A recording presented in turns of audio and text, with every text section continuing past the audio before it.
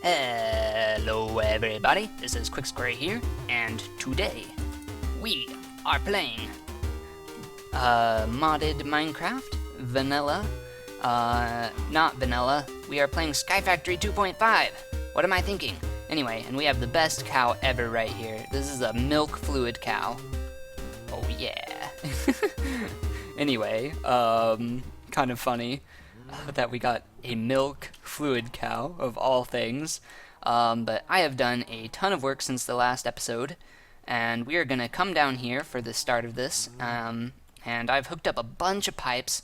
So essentially what I've done is I made this thing called an auto hammerer, and what the auto hammerer does is it automatically hammers the stuff, and so that means that the cobble can be is turned into gravel, and we can see from the transfer node that this simply just comes right around here over to our automatic sieve, and the automatic sieve automatically generates ores and stuff for us, and so we have fully automatic ore generation.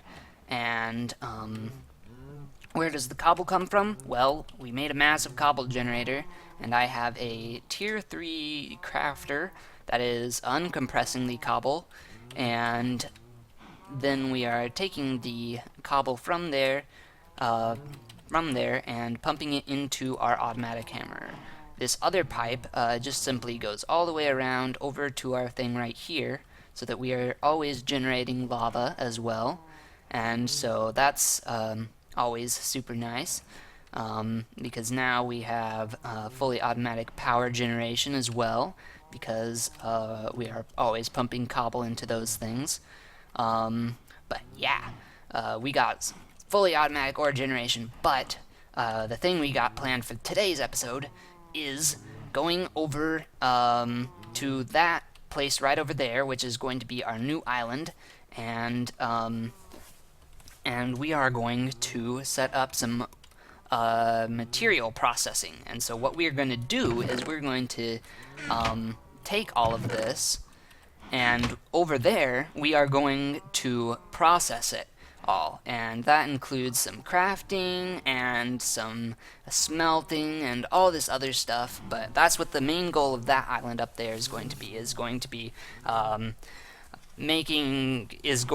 we're actually in the end going to move this generation, including the sieve and the sieve, and the automatic hammer and all that stuff, over to there.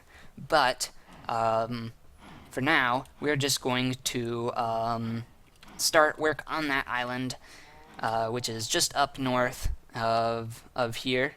And but there's one other thing that we have done so far, we have done since the last episode, and we will go right back over to our old island right over there for that. More observant of you will have noticed this strange item in my hotbar, which is called a mana tablet. And essentially, a mana tablet is an item from the mod Botania. And so what we've done is we've basically just gotten started over here. We got a whole bunch of petals and some other stuff.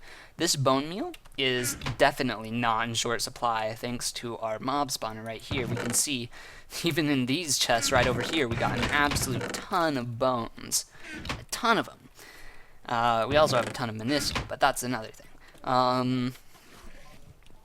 Anyway, and we got some plants right here that are generating mana for us. And so what if we bring out our Wand of the Forest right here, this is like the interaction tool for Botania, and Botania is a very flower-based, and they say it's a tech mod, but I don't know exactly what to call it. It's just, it's kind of interesting.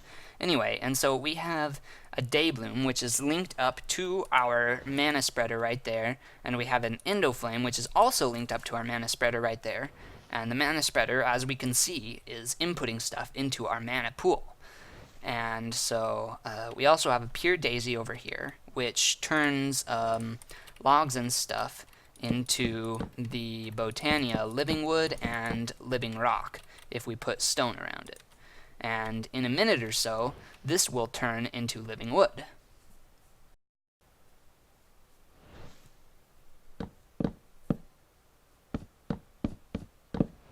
Ta-da! And this is living wood. And if we'd put this regular smooth stone around it, then we would have gotten living stone, or living rock. There we go, that's what it's called. This is a runic altar, and we needed to craft this in order to make the rune of the earth, so that we could make this rod of the lands. Anyway, that's actually the entire reason why I got started on this. This is a petal apothecary, which allows us to craft other things like these flowers and stuff. We crafted by tossing different petals and other stuff like that into our petal apothecary. But we have gotten our Rod of the Lands, and for those of you wondering what this is, this mana tablet stores mana for us, and so it'll take the mana from that, and now what we can do is with this thing, we can just pretty much just place dirt anywhere. And so that's super awesome, and I have used that to finish off our island way over here.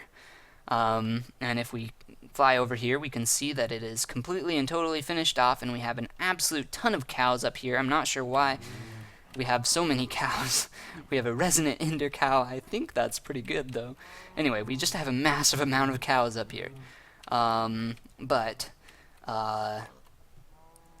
The next thing we are going to do is we are going to go up there and work on the new island and getting it all put together. Okay, band of mana, which means we can throw that in there, and now that one holds our mana, and we can equip it in our, where did it go? Aha, there we go. Okay. There it is. That makes a lot of sense. So, our island is now, has all been filled in, and we have a platform underneath for us to be able to do stuff. And you can kind of see I've already started to get together some of the stuff that I'm going to be using.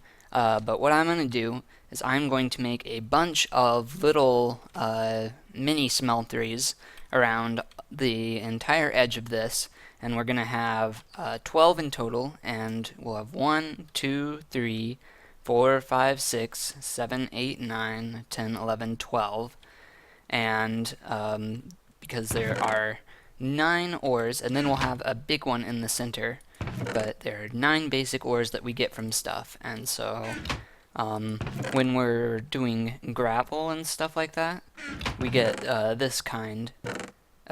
If we have a compacting drawer for each of these, and then we also have one for each of the different states, like the sand stuff and then the dust, it will compact them into the better form. And so if we take this gold out, we can see that right here.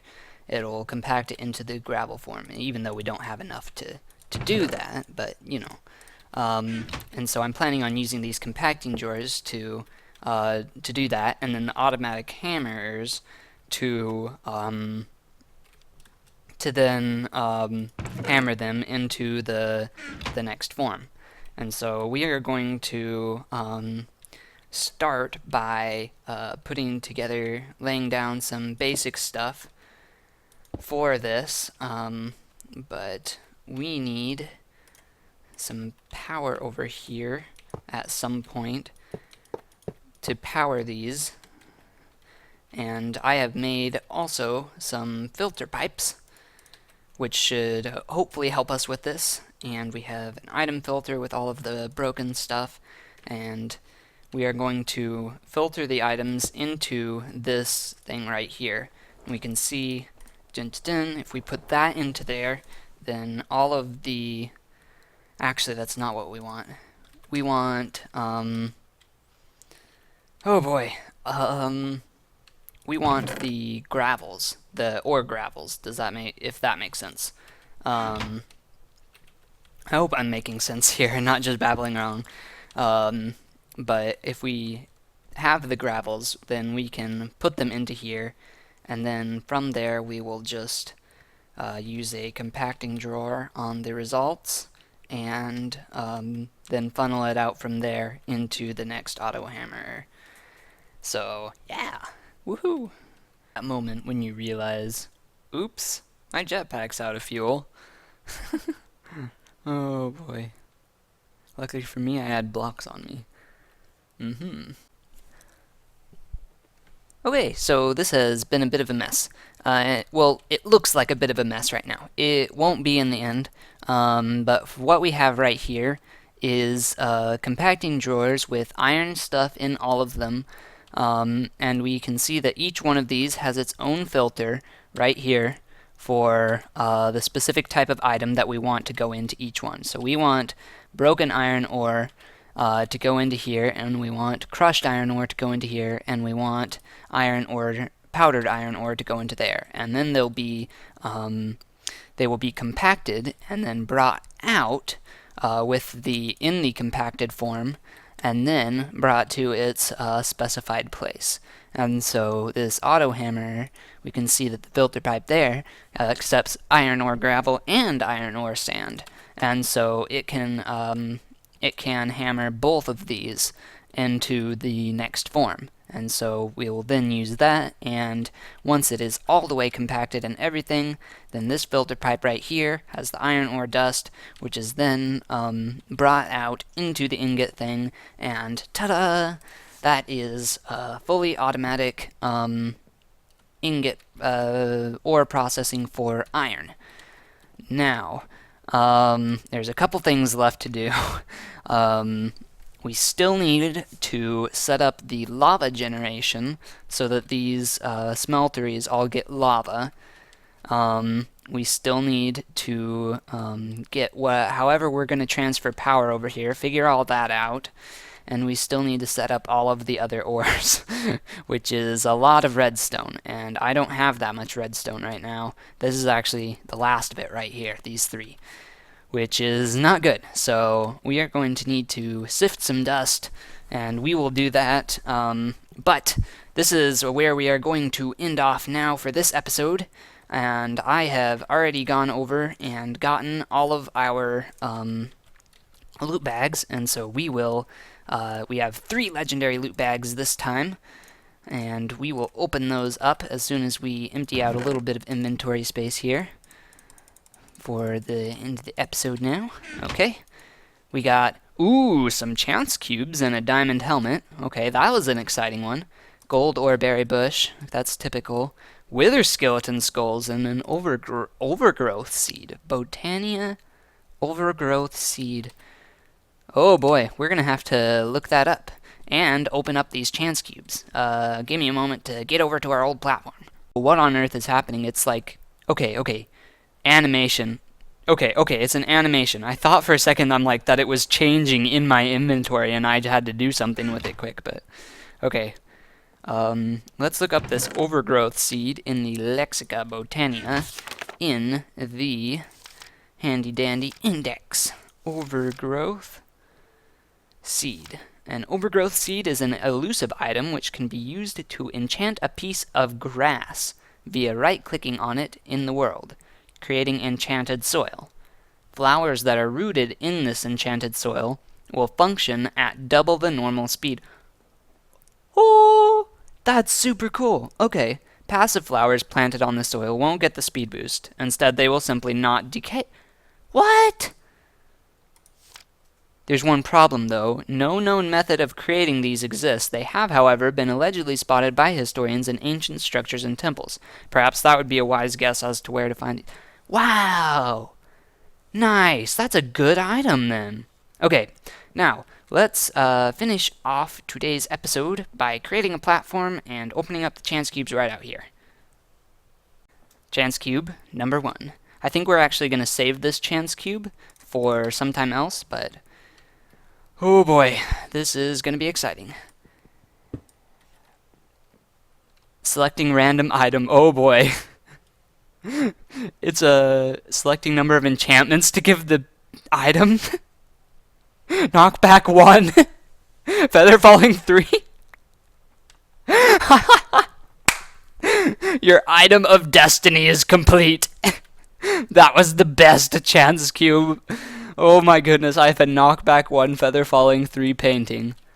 That is so awesome. Okay, and on that note, we will end off the episode, and we will see you in the next one. Take care. Bye-bye.